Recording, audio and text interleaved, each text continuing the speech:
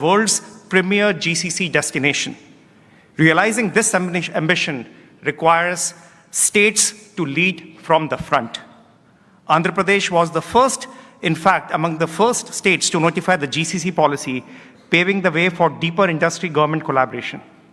The state continues to be a leading destination for corporates alike, attested most recently by Google's commitment of building the largest data center in Asia right here in Visakhapatnam.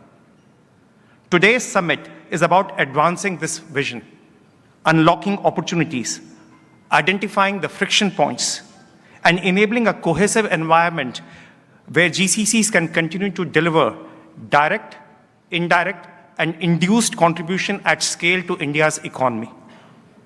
And we are privileged to be part of this shared mission. Today's summit is nothing but a very, very powerful step in that direction. With that, if I may just talk about a recap of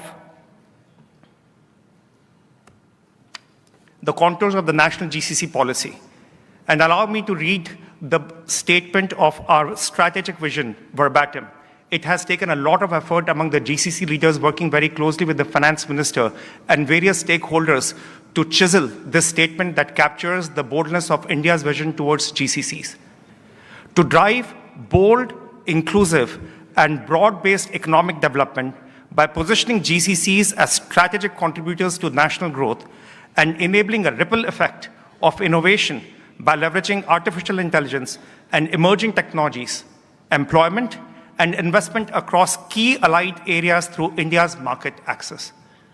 Together, the growth objectives peg it to about $470 to $600 billion of overall contribution coming from direct, indirect, and the induced parts of the economy, to a vision that can lead us to having more than 5,000 GCCs across the country by 2030, and an incremental value of about 20 to 30% on what each individual who is employed in this industry can add to our India's exchequer.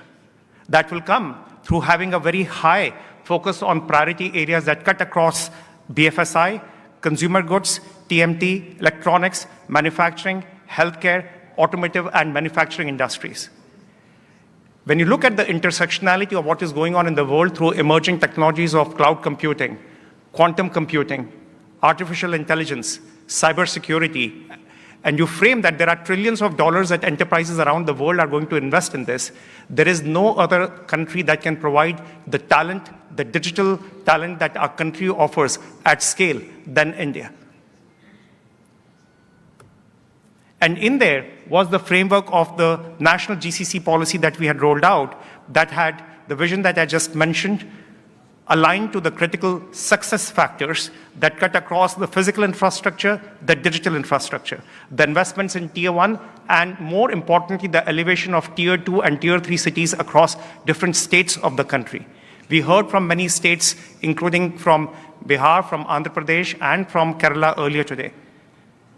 And our state GCC framework derives from the national GCC framework that we just talked about, the idea being that we want to give the states the latitude and the ability to define the identity and inherit from the central framework to define the policies at the state level that allows for a flourishment of this infrastructure and this industry to take place. Earlier today, we had a closed room session with many, many industry stalwarts, along with the state representatives, with our partners from CII, from Marutji to Sandeepji to CB, yourself. All of you have played a very critical role in that dialogue with all of us. If I may now request Romal to come here to talk about the very specific aspects of the state framework that we talked.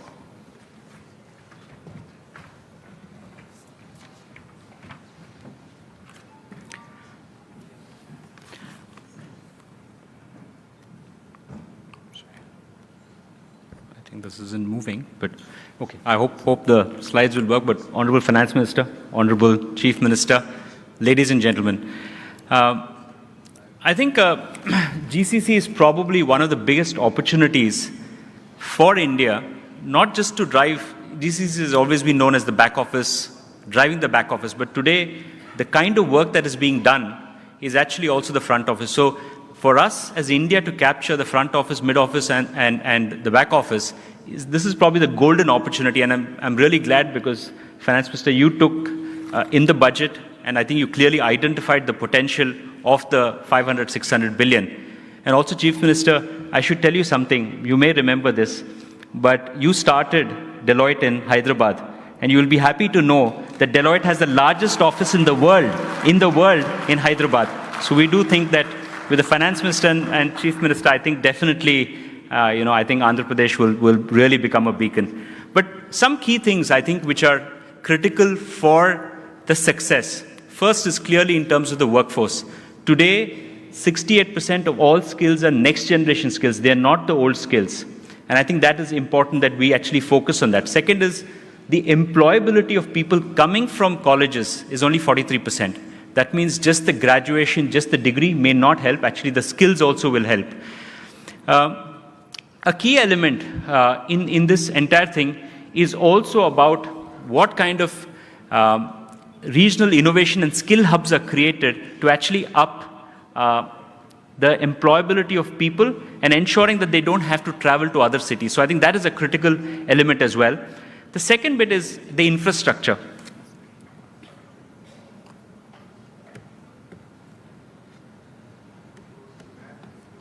Yeah.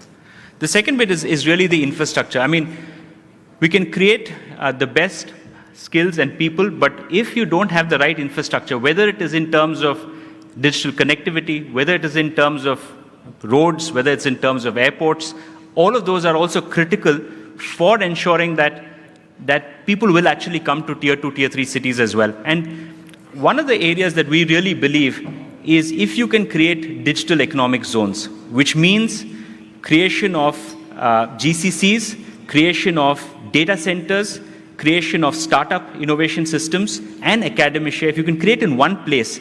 And also we do believe that the MSME, which is a very critical sector from India, if they can be provided opportunities to provide services in the digital economic zone, that would really help. The third, of course, is location and ensuring that from a location perspective, every state should be known for something. It could be a sector, pharma, defense, things like that. Or it, of course, in terms of any other specialization in terms of quantum. And I know, Honorable Chief Minister, you've taken the leap in terms of quantum, which is going to be the new age technology as well. Now, few things that we think are important, and that's the feedback that we've got, which is really in terms of first is trying to provide some support from an employment perspective, whether it is in terms of payroll, whether it is in terms of skills premium, so that you're able to move people from across India back to Andhra Pradesh. And second, of course, in terms of specific skills for the future, so you are actually doing those. The other bit is also in terms of relocation, so really ensuring that we're able to relocate people and giving them certain grants to move people back. I spoke about the digital economic zone. I think there, especially any kind of CapEx or OpEx, which is in terms of land rebates or rental subsidies, I think that would really make a difference. And of course, the digital infrastructure, especially to create this, to ensure that we can actually work from anywhere in the world, in India, I think that is critical as well.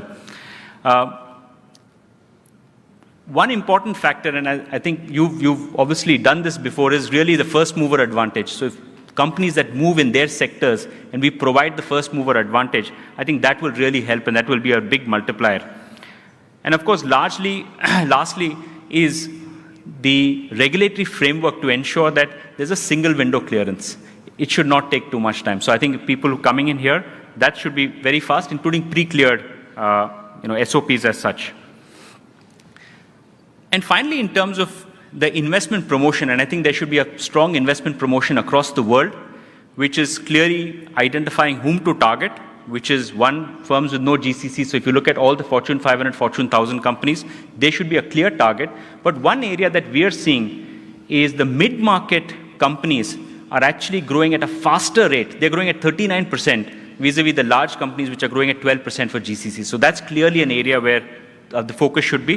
The second bit is we've largely always focused on the US and the UK. They're actually 90%. But today, there are other countries, whether it is the Nordics, whether it's the Middle East, whether it's Japan, Australia, I think clearly there are.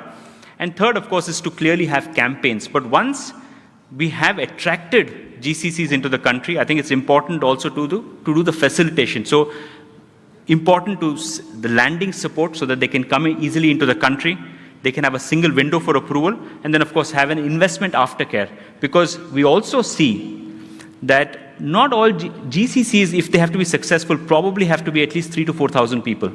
If they're only 800, 900, they're not going to be successful. So how do we do aftercare support, I think is also important.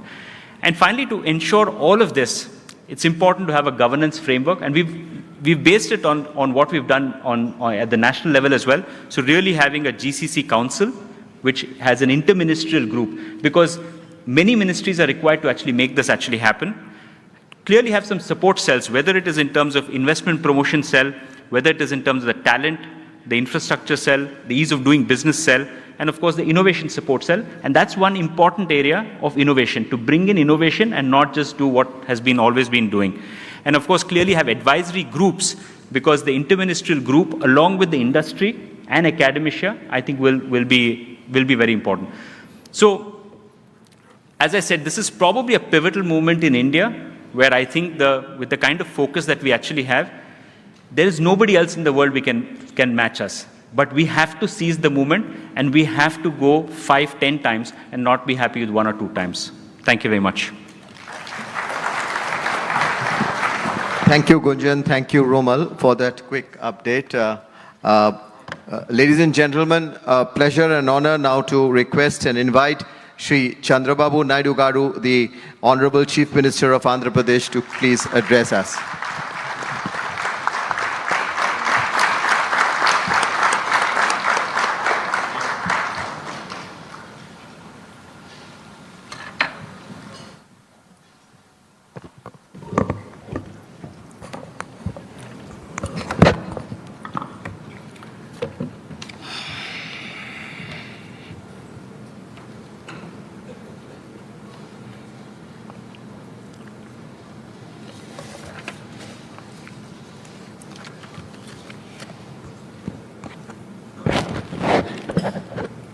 Honorable Minister for Finance, Government of India,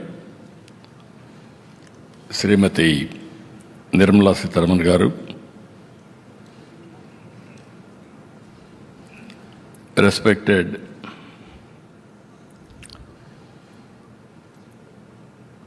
CAI Director General Chandrajit Banerjee Garu, and respected Dinesh Garu, respected Gunjan Garu, Romal Shetty Garu, and giants from GCC companies and friends.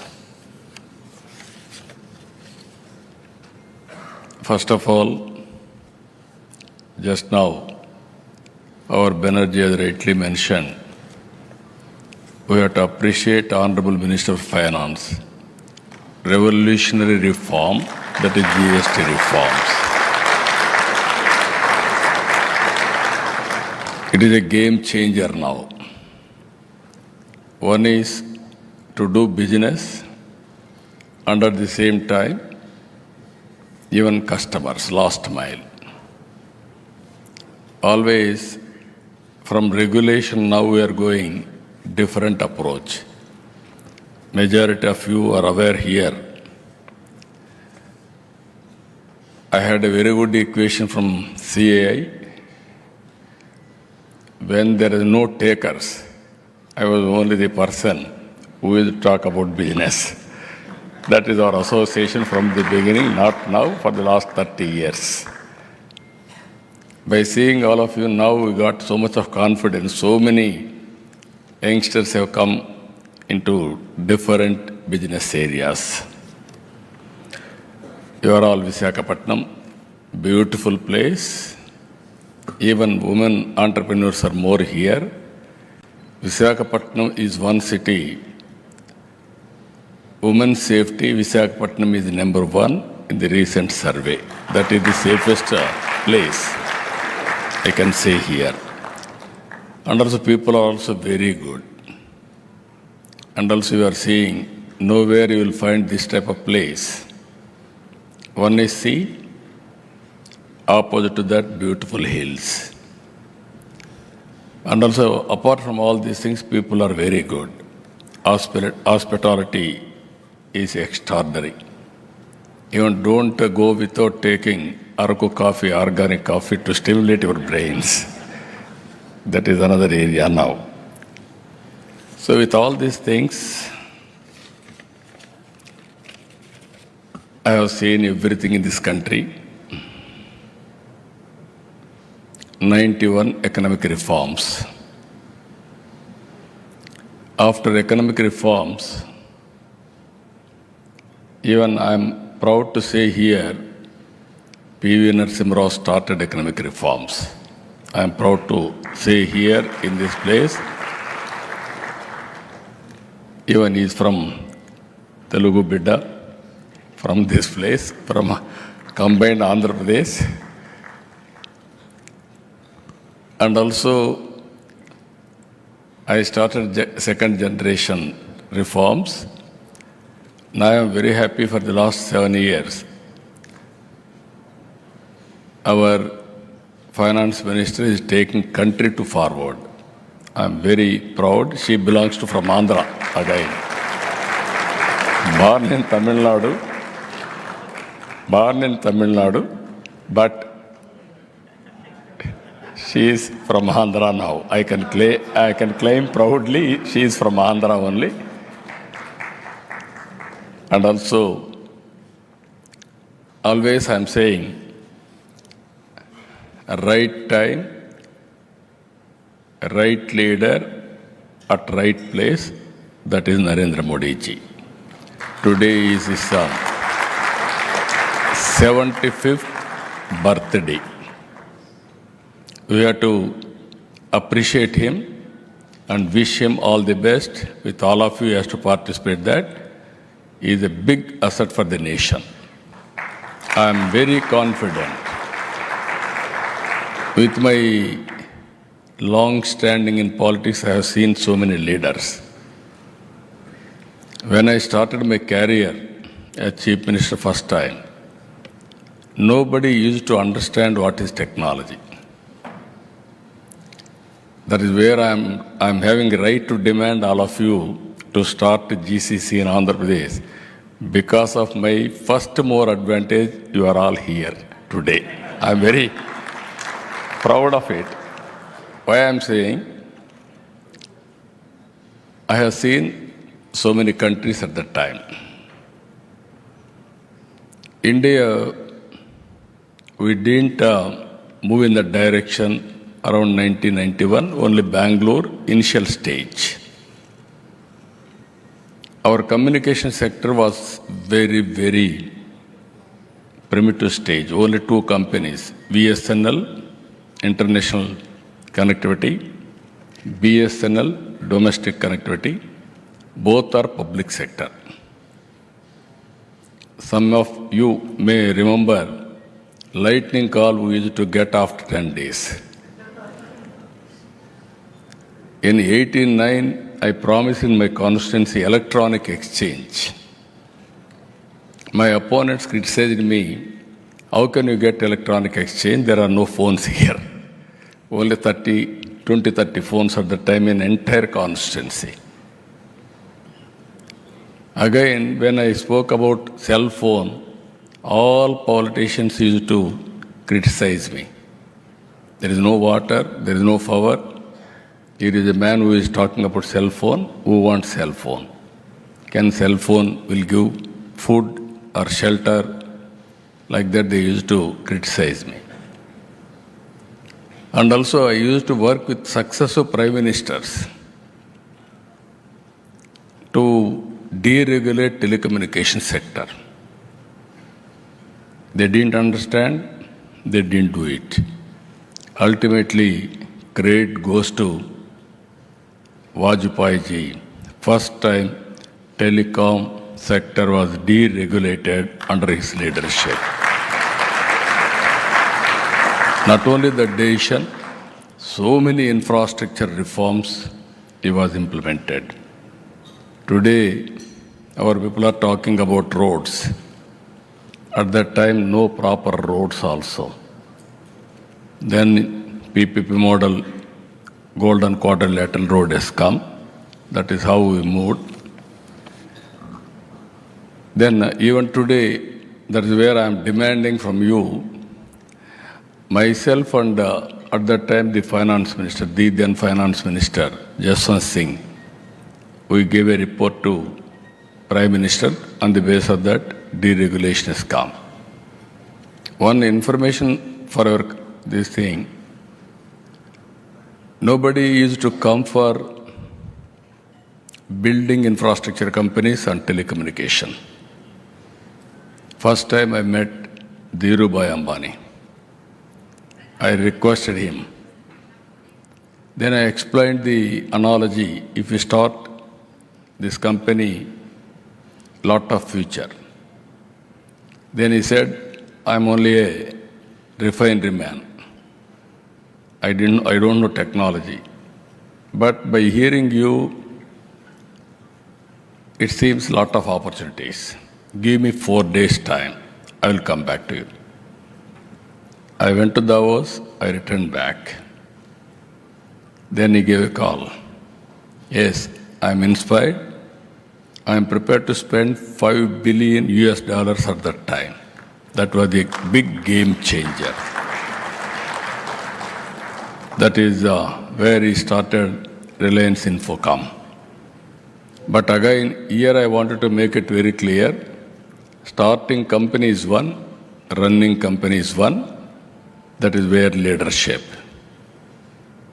If all of us will analyze, for the last 11 years, Honorable Prime Minister, 11th largest economy. Today we are 3rd largest economy. Earlier I used to visit all over the world. People won't recognize Indians. Today I can say proudly, anywhere you go, Indians are all not only recognized, well respected. That is the scenario today. Even all these things, I had a good experience with Bill Gates also. He refused to meet me around 95, 96, 97. At that time only internet revolution has come. That was my admiration for him. I want to meet him. Through American ambassador, I gave a message. I'm prepared to come to Delhi. Give me some time. He said, I don't have any work with politicians. Then I told him, message, I'm having some work with you. Only 5-10 minutes you give me as a courtesy. With great difficulty, he gave me time. Then he spent with me 45 minutes. I prepared vision document at the time. Now CEOs, it is very common. PowerPoint presentations. Now I stopped PowerPoint presentations. I gave PowerPoint presentation at that time. Today, automatic PowerPoint presentations also we are preparing now. Even my government, I am preparing data lake, everything. I asked my people today, yesterday collectors conference, no senior officer should ask report from junior officers. All information is with you. You want any information, you can go online. There is a real-time governance. You don't know how to operate, they will guide you. That stage we have reached today. After seeing my PowerPoint presentation at that time, he was totally impressed. Then he told me, I'm totally convinced India is one country, you are having very good strength. I told only one thing on that day, even today I stand by that. India is very strong in information technology. Reasons are, one is we are very strong in mathematics. Zero is invented by us. Second, British people has taken everything, but they left English to us. That is a very good opportunity for all of us. Even China had a problem. Even my own Kohinoor diamond, they have taken from here. Recently, I want to visit England and also museum. Then they used to refuse because I make claim Kohinoor diamond again. These are all various things we have faced now. So, by starting Hyderabad, I am very happy. Delight, not only Delight, all companies. I started at that time high-tech city with IT promotion. One public policy promoting IT. From the beginning, I used to say, today I am very happy by seeing all of you. Earlier, we used to do only job work. I used to, even English pronunciation, we were unable to do properly at that time. I used to bring from London English coaching teachers. We used to have classes. Always I used to do, at that time, very early stage. From America, doctors, everybody used to work. Time zone, they will send all details to us. We will computerize. Next day morning, we used to use all the data for action program. That was the job work we used to do. We used to get only peanuts. Never we have gone for products. I used to go on telling. At one stage, I used to inspire people, don't be a job seekers, try to become job providers. Today, I can say very proudly all over the world, any country you can go, Indians are earning highest per capita income, even in America or in Australia or Africa. That is possible only because of knowledge economy. By seeing all these things, now GCC has come.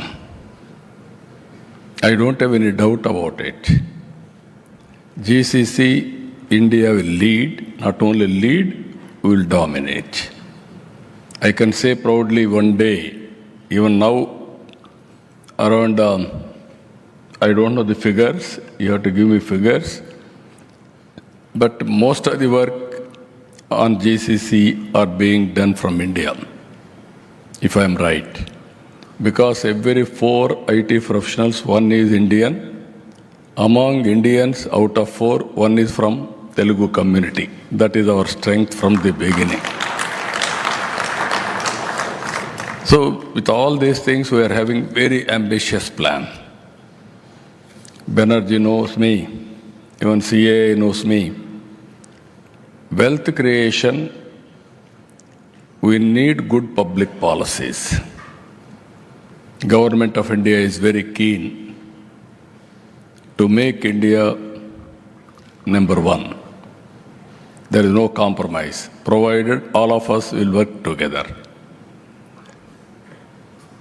Next year, under Honorable Prime Minister leadership, our Finance Minister is going to announce third largest economy, that is 27 or 28. After that second largest economy, it will take some time, another 10 years. That is where Ernst & Young is predicting. Then 2047, that is my ambition, I am very clear, will become number 1. There are some reasons for this justification. One is first mover advantage in reforms, that is 91 late. First mover advantage in technology 95. Demographic advantage for India, whereas all countries are going to face aging problem. And also right leadership, very strong leadership as on today. That is the biggest advantage for India. So all of us can plan. My aim is by 2047, $2.4 trillion economy. Andhra Pradesh is having, as our friend has rightly told, Hyderabad, you know at that time how it was. We don't have any flights. I used to go to meet people all over the world. They used to ask me, which Hyderabad first? There is one Hyderabad in Pakistan also. Then I used to say, this is India, this is Hyderabad. Then how to come? You come to Delhi or Bombay, stay night, come morning, do business and go back. Again night, they have to catch international flight. Then they told me, they used to ask me, why should I come to Hyderabad? Then we can do business in Delhi or Mumbai. That is how first time under open sky policy, Emirates flight has come to Hyderabad first time in the history. Then our other cities. That is how we built Greenfield Airport. Now if you see outer ring road, one of the best outer ring road no other city is having except Hyderabad. 165 kilometers, 8-lane road. I am assuring you, all companies, after bifurcation, we had some structural problems. Even before Honorable Finance Minister, I am confessing with her. From the beginning, I am requesting them because all service sector has gone to Telangana. I am not finding any fault, but they are benefiting. I am very happy. Today, because of all policies, Telangana is getting highest per capita income in the country. Hyderabad city, the most livable city. That is the ecosystem we created earlier. Now, we are creating one of the best infrastructure now. Hyderabad, we are having an advantage of climate. Andhra Pradesh is having an advantage of sea coast, 1,000 kilometers. And also we are planning port-led economy. Because of all these things, next month, I'm confident Google data center is going to come to Visakhapatnam. They are going to announce it. Just now our friends have mentioned Visakhapatnam, they started operations. By August, Visakhapatnam airport is going to operate. One of the best airport with all amenities, what all you say, everything is available here. Even metro we are working, and also no other city is better compared to Hyderabad. Either first tier or second tier, you can have any problem, go to beach, relax, stress buster. And also from here, you wanted to have a summer resort, go to Araku or Paderu. Even it won't cross 30, 32 degrees temperature. Only 1 hour journey from here. And also our people are also very dynamic. Now I am focusing more on logistics. We are having some problems. One is bifurcation, structural problems. And also after that, 1924, I don't want to talk about it because of politics. We had a different time. We lost opportunity. Now we are very, very anxious to build very fast. On logistics, I am assuring you, with the support of Government of India and our own, with the PPP models, every 50 kilometers there will be one port, hub and spoke model. Every 1 hour you can reach airport. One is already we are having very good airports. Visakhapatnam, Rajamandri, Vijayawada, Tirupati, Kadapa. Smaller airports again, Orvakallu and also Puttaparthi. And 4 or 5 airports are going to come. Amaravati, we are going to have one more best airport. That will be compared to Bangalore and Hyderabad. I want to benchmark. This will be the next version of airport. That is where we are working. Roads compared to other cities, our state is the best. And also, if you can go through railway connectivity also, you wanted to cross south and north, necessarily they have to cross Andhra Pradesh. That is the advantage for Andhra Pradesh. Railway connectivity will be very good. Now I am confident bullet train is going to come to Andhra Pradesh. That is connecting Honorable Finance Minister is here. Unreasonable demands, but it is inevitable for future. So one is successful, Ahmedabad to Mumbai. And next, I am confident Hyderabad, Bangalore, Amaravati, Chennai has to be connected. From then onwards, Chennai to Kolkata via Visakhapatnam. Then country will be more connected. Even China is having more bullet trains, fast trains. Why can't we have it? So that is also one more thing. Then ultimately, as our friend has rightly mentioned, infrastructure, there is no problem. What are the specialities? I started earlier high-tech city with IT, now quantum valley with artificial intelligence and writing algorithms for quantum computing. That is the order of the day. Today we are working. We are focusing more on green hydrogen. Andhra Pradesh is blessed with solar, wind, pumped storage, all these things we can use it. Green hydrogen and also ammonia, even domestic consumption, exports also because of ports proximity. So you are all aware, ease of doing business. I'm telling you, anything you guide me, I'm prepared to listen. What Government of India is doing, GCC Council, we will have it. In computation, after Government of India, no other state can compete with me.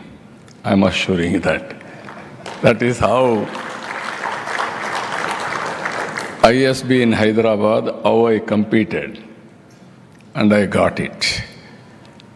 So here, ease of doing business, we are number one. Not ease of doing business, now we are working speed of doing business. I am asking my people, one example I am giving you how governments we are working. Initially had a setback, but it is only a temporary setback. I am very thankful to Honorable Finance Minister. She was very generous to sanction money 15,000 crores for Amaravati. Amaravati is a greenfield capital. I have built earlier Hyderabad as a brownfield capital. 2 cities, 1 city I added. Now I am building Amaravati and connecting Guntur, Vijayawada, all cities. So greenfield city, we are going to have new features. This is, I can say, technology, utilities, green energy, and also district cooling, everything we want to bring. Only temperature, or otherwise this will be the best place to live. I am assuring you, because of water, Krishna River, fresh water, beautiful mountains, and also greenery, excellent greenery. And also we are going to have green energy, pollution free. You can have more lifespan also. If you can come and settle in Amaravati, that day is going to come. Nowadays, because of bandwidth, as he rightly mentioned, we are having all advantages. Government also is moving very fast. decision making is real time. You are saying 1 week, 10 days, 15 days, no. I can give you across the table within 2 days or 3 days. Only statutory obligations will verify. Otherwise, no question of waiting. Finally, I want to tell one thing. We are all in an inspiring time. You are all GCC people. India is blessed with all advantages. One is Aadhaar and also other authentication. No other country is having this type of advantage. Second one is, by using Aadhaar, every person, starting from child, you can make every family as a unit. You can position geotagging of every house. Then central government, state government programs we can integrate. Then ultimately I can plan every family, macro, micro planning. I can visualize what I have to do, and also I can execute very systematically. One project we are working with Bill Gates, this is Sanjeevani, total digital health records, and also ultimately preventive, curative, and real-time monitoring, very cost-effective model. Bill Gates is working through his foundation. He is going to bring technology and also knowledge. We are going to execute it. If everything goes right, we are going to replicate other states also. Those who are all willing, we can work with them also. Why I am saying this, we are having data lake. In data lake, all the data, historical data we gathered together. Now AI has come. I can use AI and also real-time data through satellite, drone, CCTV camera, wearables, and also sensors, everything around 40 to 50 parameters I can collect real time. Then by using AI, now quantum computing also is there. Then solution we can provide through WhatsApp governance. As on today, 725 services we are providing on WhatsApp. Just like private companies, we are asking customers to rate the quality of services. Rating also we are doing now, so that I can correct real time. These are all various innovative programs we are working. So finally, I want to say, before leaving here, every GCC company has to have one MOU with the government of Andhra Pradesh to set up your GCC operations in Visakhapatnam. We won't regret for that. Even I am thanking Honorable Finance Minister. She is promoting GCC. She has selected very right way. Future is for GCC and also other knowledge economy areas. India is going to become global hub for providing services through knowledge economy. Only you need physical presence, you can go, or otherwise from anywhere to anywhere we can provide services. This is where I am promoting. Distance is not the constraint. One should have a mindset. Think globally, act globally. You can achieve any goal. So with all these things again, I'm telling you, Visakhapatnam is a wonderful city. All other things, quality of life, creating ecosystem, cost advantage, power, uninterrupted, even green energy, even financial incentives, and also skill development and innovation, even big companies, tailored ecosystem, and also what are all the incentives, land and other things. If you create wealth for me and generate resources, that means generation of revenue, then I can share it. Even Government of India is doing same thing. But abnormal, if you ask demands, that may be having some problem. Transparent way, what are all permissible, my government is prepared to extend all the cooperation for all of you. I am assuring you that. So, ultimately, if all of us will create wealth, then only we can eradicate poverty. You won't you won't create wealth, then poverty will prevail forever. There I am working pro-poor stand, even Government of India, both areas we are all only one government. Double engine Sarkar, double engine growth because of center support. Last year 12% growth rate from Andhra Pradesh. This year first quarter we are able to grow 10.5%. Ours is a responsible government here, even Andhra Pradesh government. So with all these things, again, I'm thanking all of you and welcome Visakhapatnam. First meeting, Honorable Finance Minister conducted here, GCC. I'm thanking her. That is where he asked me, GCC meeting we will have in Visakhapatnam. That is a good area. If you accept immediately, we'll call. Then I told her immediately, at any time I am available. This is one area I have to get that ecosystem players. Today we are all here.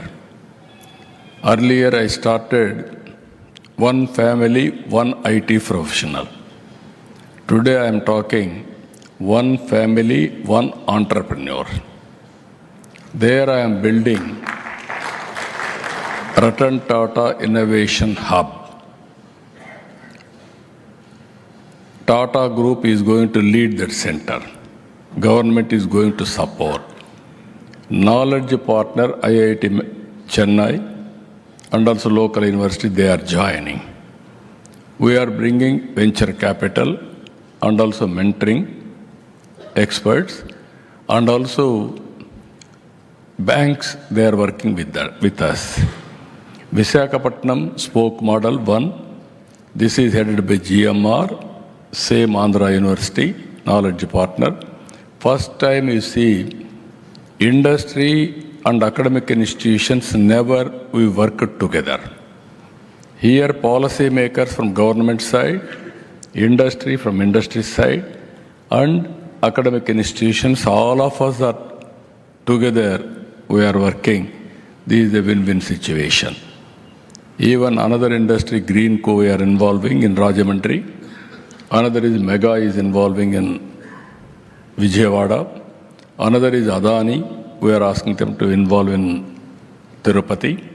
Finally, Jindal is working with us for Anantapur. These were best education institutions and also industrialists and also knowledge partner, the venture capital. We want to create that ecosystem. So this is one more game changer I'm thinking. Another 20 years time. This concept, if I take to logical conclusion, that is what I'm saying, one family, one entrepreneur, not only MSME, even knowledge economy, even starting so many companies, then sometime they may reach global GCC also. Why I am saying, I started Microsoft, then Nadella Satya started working there. Then he became president of Microsoft. One should have aspiration. To achieve that aspiration, they will work very hard. That is the atmosphere we are creating. I am very happy. Again and again, one of the best policy we can give you, and also execution with precision, perfect execution. You may not repent. This is the right time. Visakhapatnam is the right location. Anyway, you have seen here, even this hotel, next to this hotel, if you see, clean beach. Other beaches were having some problems. Sea also. This is one of the best area. So with all these things again and again, I'm thanking all of you. And finally, I'm thanking Honorable Finance Minister for giving me this opportunity. She is also here. What all policies you want reasonably, she will clear. But my request to all of you, you come and set up one GCC in Visakhapatnam. Thank you, Ananda.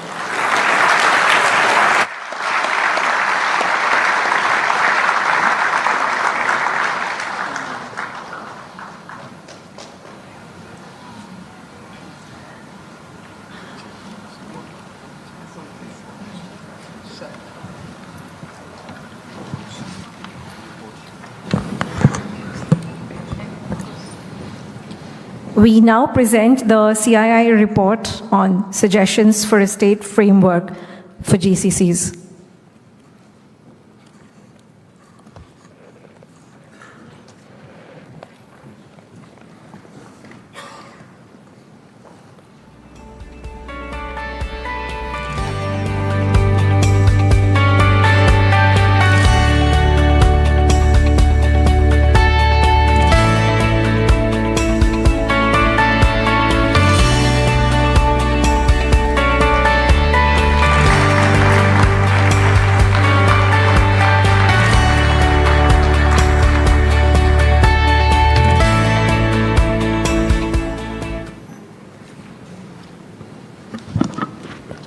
Rarely do we have the occasion of having such two visionary leaders at one platform, people who have been focused, leaders who have been focused on reforms, path-breaking ones, game changers for the country. And we heard the Honorable the Honorable Chief Minister talking about Andhra Pradesh, talking about major changes that he has been doing and he plans to do to build the ecosystem for the GCCs and much beyond. Thank you very much, sir, for that very strong visionary address. And we really thank you for your participation. So from one visionary leader, we move to the other, Honorable Finance Minister of our country. We all spoke about the GST, but there are much more. And she's the one who has actually proposed bringing this conference to the states of India. Madam Finance Minister. Thank you very much, Chandrajit, and good evening to all of you all. Honorable Chief Minister, CII Chief, former President Dinesh, also DG Chandrajit Banerjee, Gunjan and Romal. Now, I suppose I'm doing the roadshow along with you continuously, so feels as if you both are part of the team. All invited guests.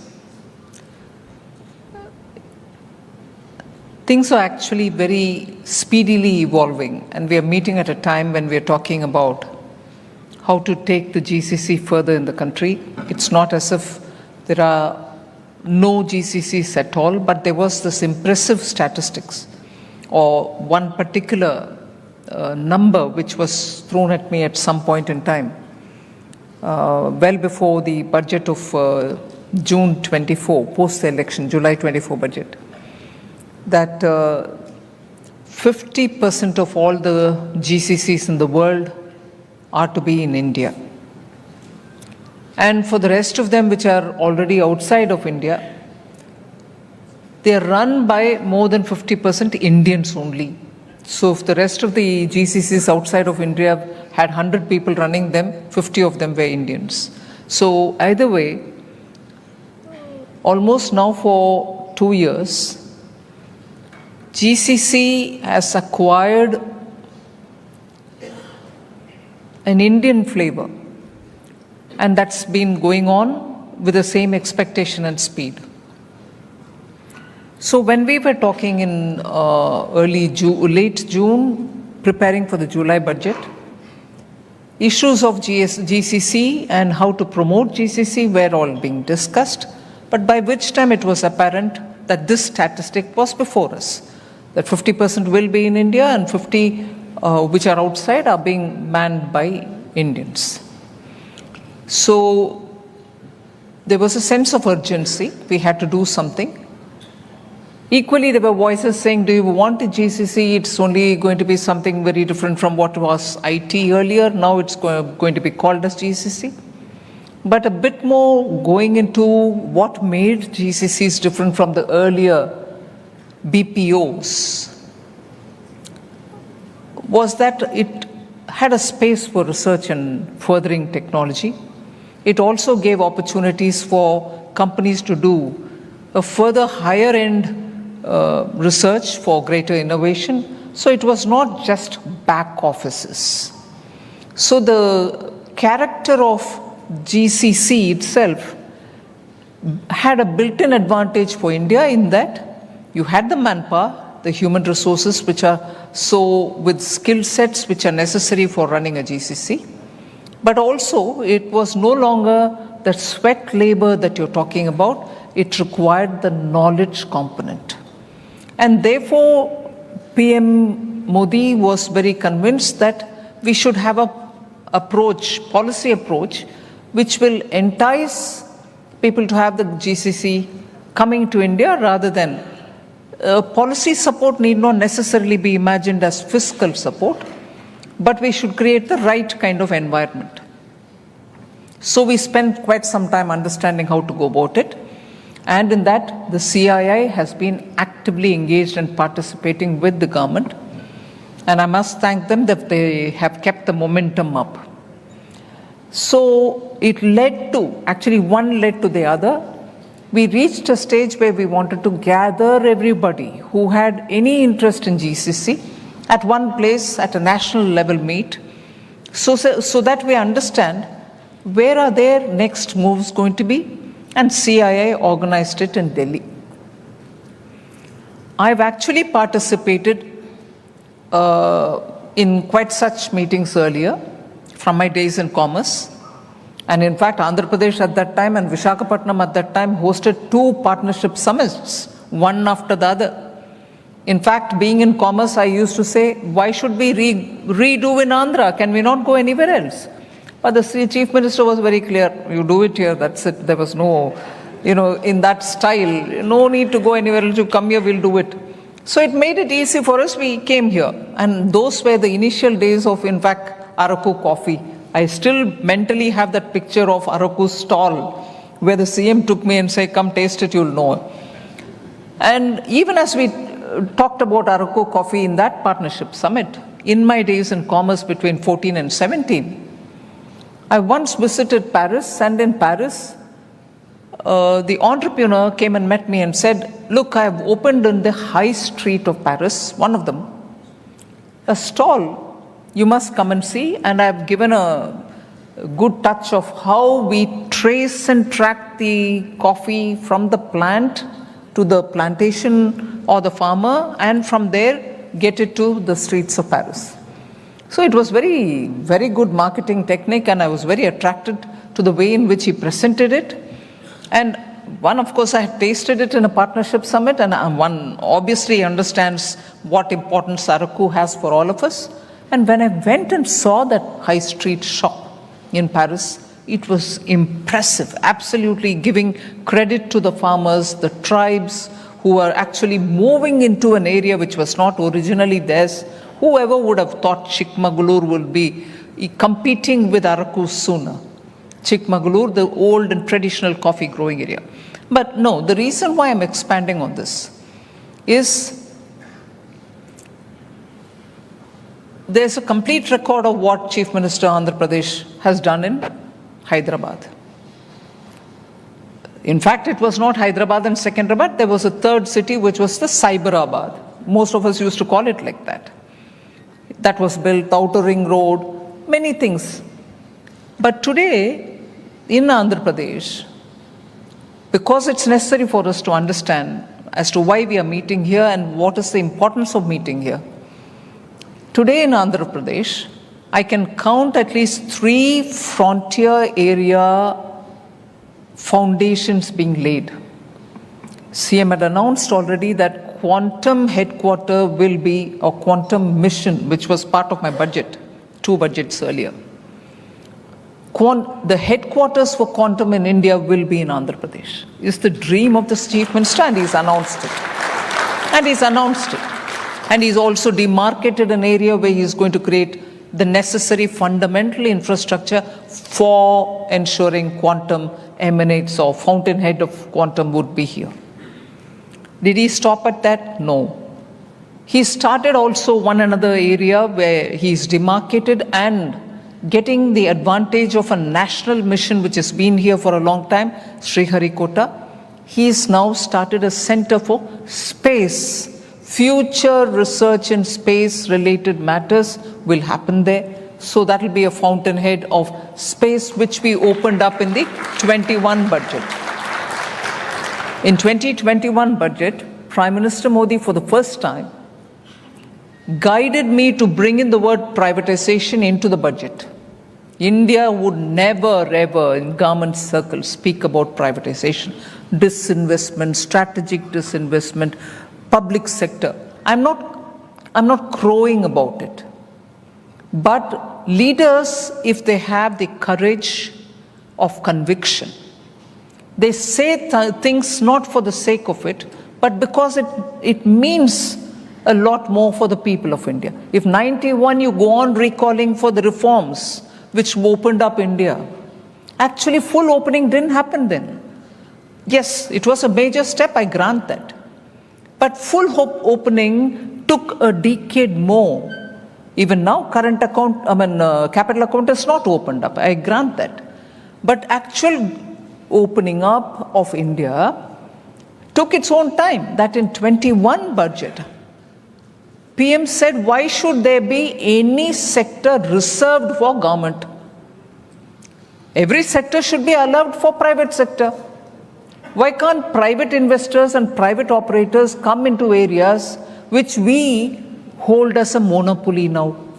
Unless you open it up, your true energy of Indians. If the Chief Minister today is able to say, I want an entrepreneur each in every one of the families, it's because the scope is now widened.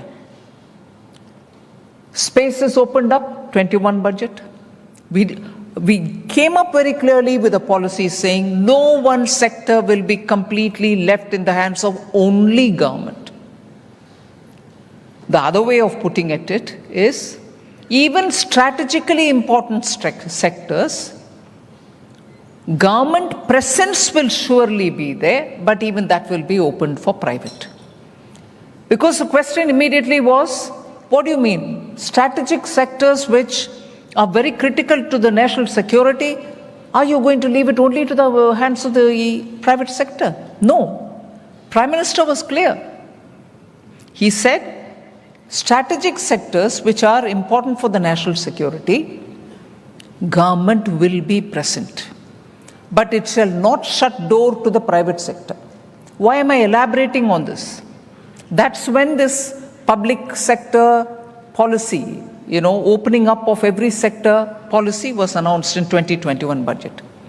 Startups came in as soon as that policy was announced and made a big deal in space sector. That is why today startups are building small, miniature and large satellites, which are for some others. It can be a country or some agency with due diligence and complying with the laws of the land.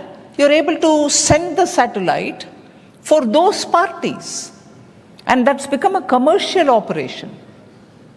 The moment you opened up, it gave you advantage. So look at what Andhra Pradesh is giving us as a continuity and also positively exploiting the policy.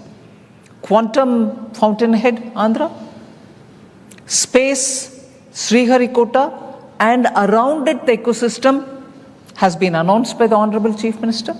The second, the GCC, he's focused it on Visakhapatnam.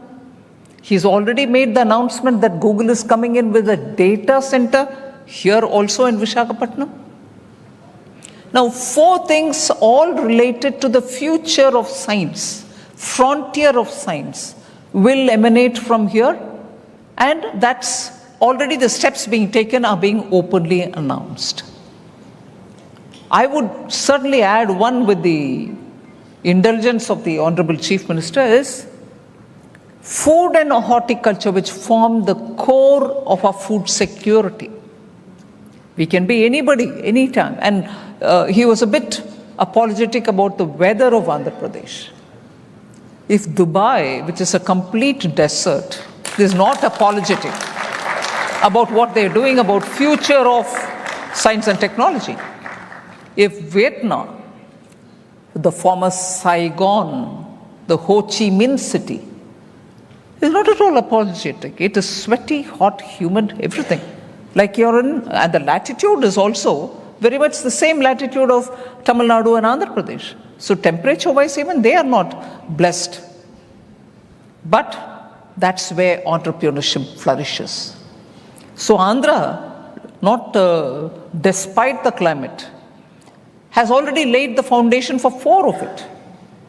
And the 5th one, which I'm assuming, which has not been said, is about the horticulture and the food self-sustaining, at the same time export scaled. So it can surely look at a prospect of supplying to the world fruits from the south of Andhra Pradesh. Entire Rayalaseema region is now full of fruits, vegetables and also some other horticulture projects. So you're having a state which is newly created after a difficult division, already blooming with these majorly science and knowledge driven sectors. I would even imagine sooner that Amravati will draw all the fintech sectors. He's been talking with me, the Honorable Chief Minister, of banks coming in there. Let us see what can be worked out on that. So you've already got a state which is carving its place in 2047 Vikasit Bharat with futuristic sectors. So I'm very happy to be associated and to be part of it. The launch of the model state GCC framework being assisted by the CII with suggestions which they have given, and we've just released the report. I've also already mentioned the fact that global capability centers have a far-reaching impact on economic growth, competitiveness, and also on human capital development. It's going to be a transformational journey. Romal and Gunjan have spoken a lot about what their study or the study group has come up with. Today they are innovation hubs, driving R&D, generating intellectual property and patents, and enabling sustainable growth for global enterprise. Long-term competitive advantage to global organizations can be also extended. So GCCs are actually cementing their position in India as the world's GCC hub. Now, 3 things which I would like to highlight.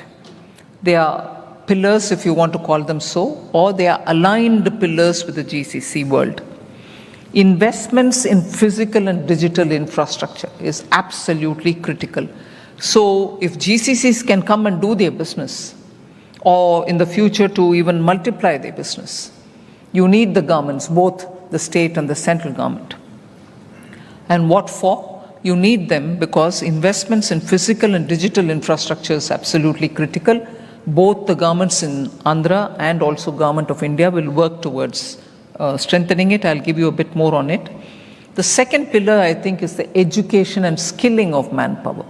You need a basic set of skills to be able to enter the threshold on GCC, and furthermore also for the data centers. And a third one is the facilitative governance. So if I were to talk on the physical and digital infrastructure, investments in physical and digital infrastructure is the first assumption. The rapid rollout of India's own 5G network and the significant investments in urban infrastructure are an expression of the importance we are placing on ramping up capabilities. A massive push has been undertaken to address infrastructure and logistics bottleneck. Capital investments. For a moment, let us see the numbers that we are talking about. Capital investment has increased from 1.7% of the GDP, and that was in 2013-14. Of the GDP, capital expenditure money was only 1.7% of our GDP. It is now, in 24-25, reached 3.2% of our GDP, with effective capital expenditure being actually 4.1%.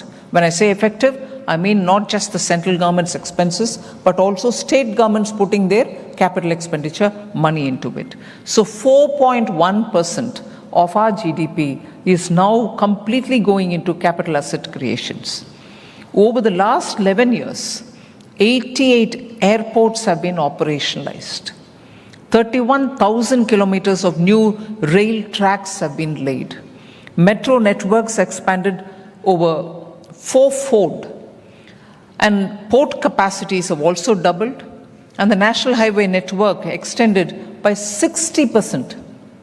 So complementing all these efforts, the central government has also provided the state governments 50-year interest-free assistance so that they can have their capital assets increased money to spend on them. The center has given 50-year interest-free money to all states, and the total of what has been given is about 3.6 lakh crores up till now. That is the last 4 years. And 22 states have actually used it, resulting in recording more than 10% growth in capital expenditure from their own resources, from states' own resources. Now, the other is the Digital India Initiative, which has enhanced digital infrastructure and simplified e-governance, enabling faster and smoother operationalization of the GCC.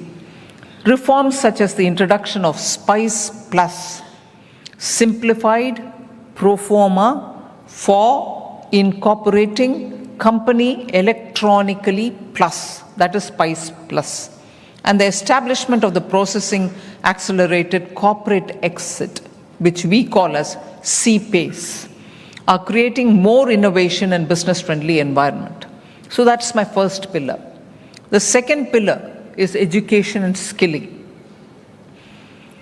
They improve employability, industry-ready capabilities are provided, and they are the key focus of our government. In July 24 budget, we particularly focused on this agenda and announced Prime Minister's package for 5 schemes and initiatives to facilitate employment, skilling, and other opportunities. And that covered 4.1 crore youth all over the country over a 5-year period, with a central outlay of 2 lakh crores. So that's directly for skilling and working with various types of employment opportunities. Large-scale skilling initiatives, what have we done on that? PM Kaushal Vikas Yojana, under which 1.6 crore people have been trained already, and they are being aligned with the emerging industry needs.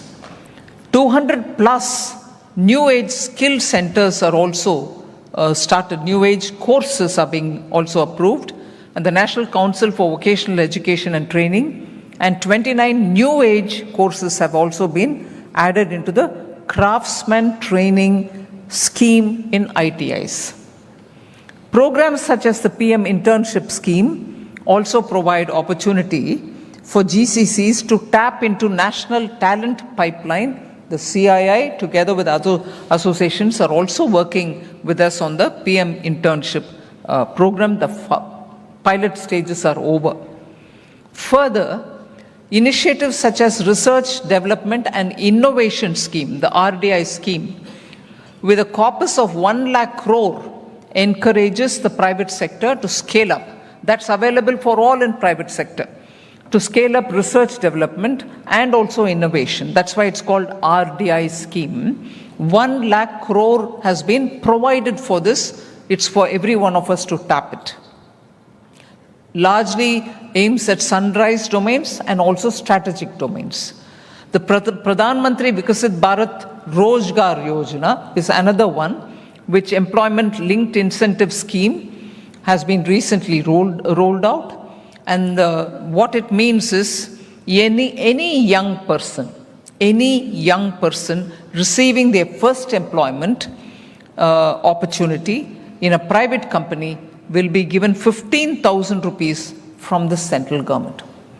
The central government also plans to invest nearly 1 lakh crore in this program to provide new jobs for new youngsters who are coming on. I'll move to the third and the final pillar, is that facilitative governance.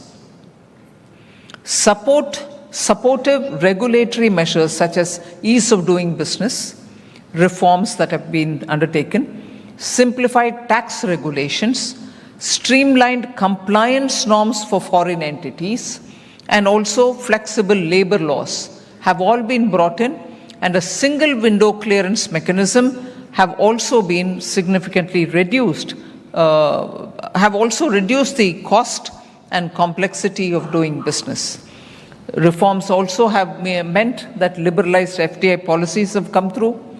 The removal of over 42,000 unnecessary compliances, 1,500 archaic laws which have been removed, and introduction of system-wide deregulation and landmark system-wide reforms such as the GST, about which a mention was made earlier, the reformed RERA Act, and the IBC, which has kept up with the changing needs of industry.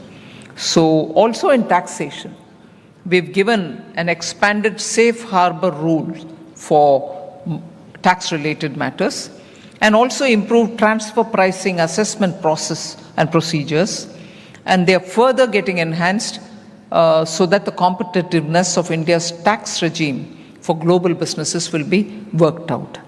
The next generation GST reforms announced recently also benefits the GCC and IT-enabled services by easing compliance, releasing working capital which otherwise gets locked up, and reducing disputes. According to NASSCOM, the reforms bolster India's tech industry export engine while reinforcing the momentum towards greater ease of doing business. Now, the cooperative federalism aspect, which will be influencing GCCs and setting up GCCs in Tier 1, Tier 2, thus far, GCCs predominantly clustered in big metros. That was mentioned even by the CII when they spoke. However, with the ecosystem broadening and maturing beyond Tier 1 hubs, Tier 2, Tier 3 cities are emerging strategic destinations, a shift that is helping diversify economic activity. And that's where I think the emphasis on Visakhapatnam takes credit. State governments are playing a very critical role in deepening India's GCC advantage and shaping an enabling policy environment. So in order to maximize the impact, aligning national and state level policies about which we just spoke, and adapting policy instruments to ensure that each state builds on its own unique comparative advantage. That's what Andhra is striving to do, and that is where Andhra stands out as one of the first mover. So that the central strategies for GCC's growth translate into locally grounded ambitions, measurable targets, and also maximize growth potential. Building livability and infrastructure ecosystems that allow Tier 2 and Tier 3 cities to emerge as centers of excellence is one of the main things that can attract global talent, encourage corporate reinvestments, and host high-value innovation and service delivery, offering credible alternatives to Tier 1 cities. So in the 2025 February budget, we proposed a national framework to guide states in promoting GCCs in emerging Tier 2 cities. And that's where CII, with people like Gunjan and Romal Shetty, are doing actually doable things with their consultation. And we should be taking advantage of that kind of an input. Andhra Pradesh is strong, a very strong case, an illustration of the success of policy-led leadership in leveraging state-level strengths to align with national priorities. Otherwise, even as we were only talking in, let us say, April or May, about how and where Google will come and set up, you already have the Chief Minister announcing Google is here in Visakhapatnam. We only were discussing it in April and May. I distinctly remember the entire Google team meeting me when I had gone to Washington. On my way to Washington, in San Francisco, their team came and met me and spoke elaborately, saying, where should we do it? How should we do it?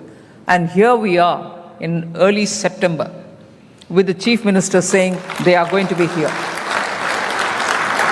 So that is the illustration about Andhra Pradesh, which I want to highlight, that if the policy-led leadership finds success and repeatedly leverages the state-level strengths, you can also, by aligning with the national policy, you can concretely see at the ground level changes that are normally taking a couple of years. Here we go within a matter of 3-4 months, you have this.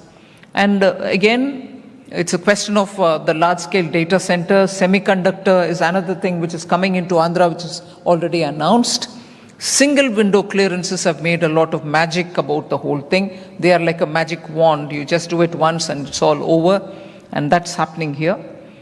Academia and curricula should now get aligned.